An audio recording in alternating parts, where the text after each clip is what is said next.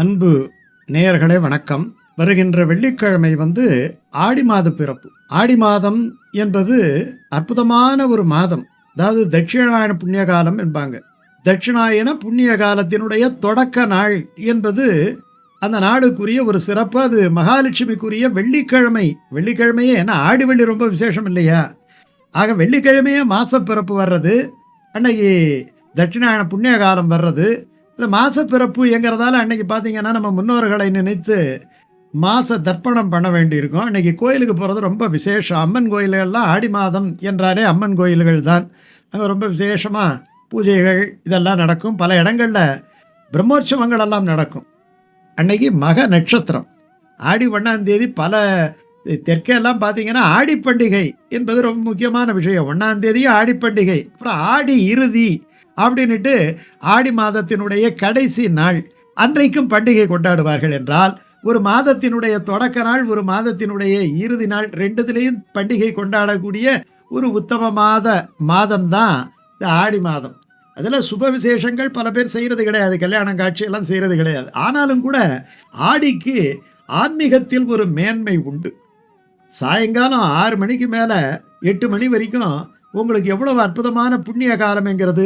சூரிய அஸ்தமனம் முடிந்து சந்திரோதயம் ஆகக்கூடிய காலம் இல்லையா? சந்திரனாலே மதி ஞானம் என்று அர்த்தம். தேவர்களுக்கு பகல் முடிந்து இரவு தொடங்குகின்ற வேளை என்பதனாலே ஒரு விசேஷமான காலம், ஒரு பூஜைக்குரிய காலம், ஒரு விரதத்துக்குரிய காலம் இந்த ஆடி மாதம்.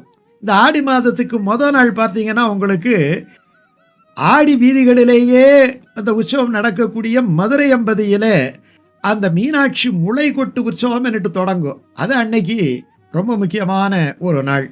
அமிர்தலட்சுமி விரதம் என்னட்டு ஒரு விரதம் இருக்கு. அதுவும் பார்த்தீங்கன்னா இந்த ஆடி மாதம் கடைசி நாள் வியாழக்கிழமை குருவாரத்தில் தொடங்குது. இப்படி பல பல விசேஷங்கள் நிறைந்தது இந்த ஆடி மாதத்தினுடைய ஒரு பிறப்பு. ஆடி மாதத்தில் இந்த ஆடி மாத பிறப்பன்று நம்ம முன்னோர்களை நினைத்து தர்ப்பணம் பண்ணுறோம். அதே மாதிரி உங்களுக்கு பார்த்தீங்கன்னா அன்னைக்கு ஆடி முதல் நாள் அன்னைக்கு நல்ல வீட்டை எல்லாம் தூய்மைப்படுத்தி நல்ல நீராலே சுத்தமாக கழுவி விட்டு, அப்புறம் அழகான கோலம் வரைந்து பூஜை அறையை சுத்தம் செய்து சுவாமி படங்களெல்லாம் நல்லா தொடச்சி அங்கே சந்தனம் குங்குமெல்லாம் வச்சு வண்ண மலர்களாலே நம்ம அலங்காரம் செய்து 5 முக குத்து விளக்கு ஏற்றி வைத்து அட்லீஸ்ட் மாத பிறப்பன்று வெள்ளிக்கிழமை அன்று சாதாரண நாளில் நம்ம ஒரு முக விளக்கு ஏற்றி வைக்கலாம். ஆனால் இந்த மாதிரி முக்கியமான விசேஷம் விரத நாட்களிலே எல்லாம் 5 முக விளக்கு ஏற்றுவது என்பது நமக்கு 5 விதமான ஐஸ்வர்யங்களையும் அள்ளித்தரக்கூடியதாக அமையும். வண்ண மலர்களாலே நம்ம அலங்கரித்து நிவேதனங்கள் பல செய்து எல்லாம் நம்ம தானே சாப்பிட போகிறோம். சுவாமிக்கு படைச்சிட்டு சாப்பிடும் பொழுது அது ஒரு ஆனந்தம், ஒரு விழா, ஒரு உற்சாகம் இல்லையா? அதுக்காக அன்னைக்கு ரொம்ப விசேஷம். இப்போ எப்படி உங்களுக்கு கூடாரை வெள்ளை அன்னைக்கு பால் சோறு விசேஷமோ இல்லையா? அதே மாதிரி இந்த ஆடி மாத பிறப்பு பொங்கலுக்கு பொங்கல் விசேஷம் இல்லையா? அந்த மாதிரி இந்த ஆடி மாதம் 1ஆம் தேதி இந்த வெள்ளிக்கிழமை அன்னைக்கு ஒரு முக்கியமான நிவேதனம் என்னன்னா ஆடிப்பால்னுட்டு ஒன்று இருக்குது. ஆடிப்பாலுங்கிறது வேறு ஒன்றும் கிடையாது. தேங்காய் நல்ல முத்தின தேங்காய் எடுத்து நல்லா ஆட்டி அரைச்சி அதிலிருந்து பால் பிழிஞ்சி அதில் இருந்து செய்யக்கூடியது. தேங்காய் பால் திரட்டுன்னுட்டு சில பேர் அதிலே வெல்லம் சர்க்கரை எல்லாம் சேர்த்து ஏலக்காய் நெய்யெல்லாம் ஊற்றி செய்கிறது உண்டு. குறைந்தபட்சம் அந்த ஆடிப்பால் உடம்புக்கு ரொம்ப நல்லது. தேங்காய் பாலுங்கிறது ரொம்ப ரொம்ப நல்லது. உடம்புல இருக்கக்கூடிய புண்களையெல்லாம் மாற்றக்கூடியது. மணத்தக்காளிக்கு எவ்வளவு பெரிய மேன்மை இருக்கோ அந்த மேன்மை இந்த தேங்காய் பால். வாய்ப்புண்ணு வந்துருச்சுன்னு வச்சுக்கிங்க, இந்த தேங்காய் பால் விசேஷம். எல்லாம் ஆரோக்கியத்தோடு கலந்து தான் நம்முடைய அந்த உற்சவாதிகளெல்லாம் நமக்கு வைத்திருக்கிறாங்க. அது மட்டும் இல்லை, உங்களுக்கு தை வெள்ளி எப்படி விசேஷமோ அதே மாதிரி தைங்கிறது உத்தராயணத்தினுடைய முதல் மாதம் இல்லையா? அந்த வெள்ளி விசேஷம். அதே மாதிரி ஆடி வெள்ளி விசேஷம்.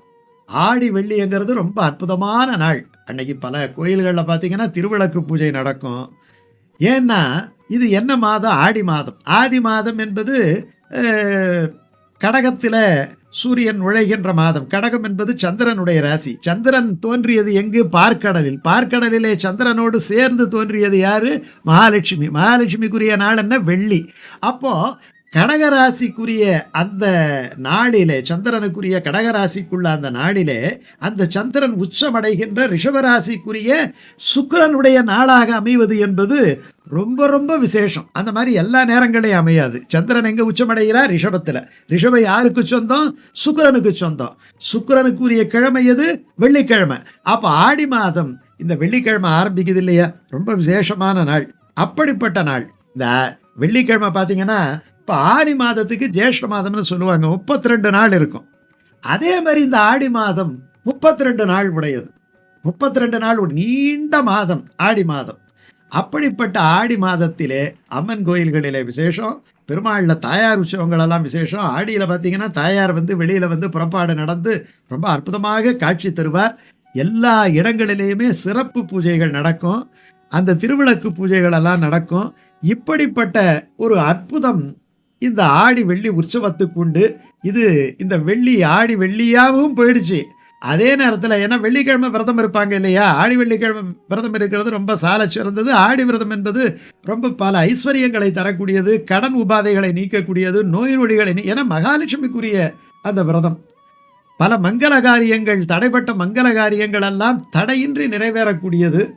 அப்படிப்பட்ட அற்புதமான இந்த ஆடி மாதம், இந்த ஆடி மாதத்தினுடைய வெள்ளிக்கிழமை மாச பிறப்பு, அதே நேரத்தில் உங்களுக்கு ஆடி வெள்ளியாகவும் போய்விட்டது, அப்புறம் ஆடி பண்டிகையாகவும் போய்விட்டது.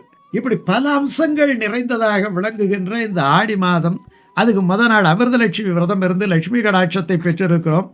அப்படிப்பட்ட அற்புதங்கள் நிறைந்த ஒரு அருமையான மாதம் இந்த ஆடி மாத பிறப்பு. ஆடி முதல் வெள்ளி, இந்த முதல் வெள்ளி அன்னைக்கு நம்ம வீட்டை தூய்மைப்படுத்தி உங்களுக்கு எல்லா விதமான படங்களுக்கும் அலங்காரம் செய்து, பூஜை அறையில் விசேஷமான பூஜைகள் செய்து, ஆடிப்பால் வைத்து நிவேதனம் செய்து, அன்று மாலையில் பக்கத்தில் இருக்கக்கூடிய அம்மன் கோயிலுக்கோ இல்லாட்டி பெருமாள் கோயிலுக்கோ சென்று முக்கியமாக இந்த தாயாரையும் அம்பாளையும் வணங்கிவிட்டு வருவதென்பது நமக்கு சகல விதமான ஐஸ்வர்யங்களையும் அள்ளி அள்ளி தரும். அப்படிப்பட்ட ரொம்ப உயர்ந்த நாள் இந்த ஆடி மாத வெள்ளிக்கிழமை.